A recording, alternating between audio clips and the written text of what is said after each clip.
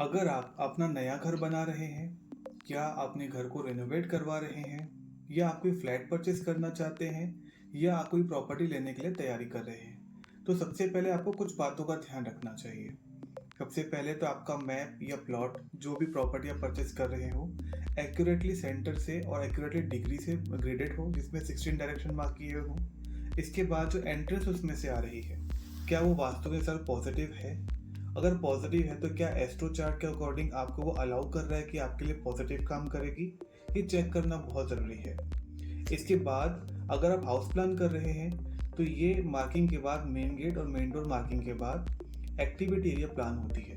आप जिस प्रोफेशन में है उस प्रोफेशन का ध्यान दिया जाता है, एंट्रेंस में भी प्रोफेशन का ध्यान दिया जाता है और एक्टिविटी एरिया जो वास्तु अलाउ करता है उसके अकॉर्डिंग कंस्ट्रक्ट किया जाता है।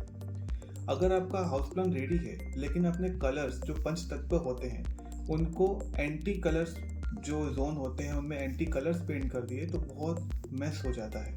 तो आपको इस बात का भी ध्यान रखना चाहिए कि आपके प्लॉट की लेंथ कितनी है।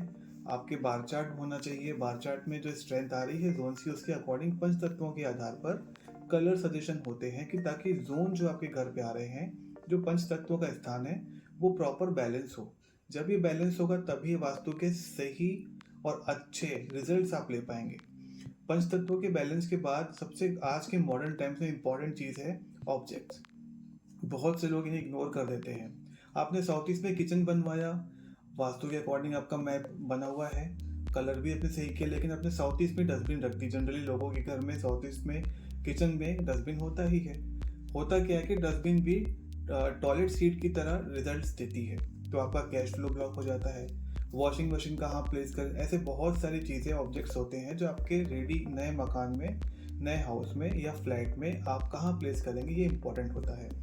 इसके बाद ग्रोथ के लिए एक स्टेप और जाया जाता है जिसमें 2D एंड 3D रेमेडीज होती हैं कि स्टैचू कहाँ पे रखें, फोटो फ्रेम्स कहाँ लगाएं वगैरह वगैरह।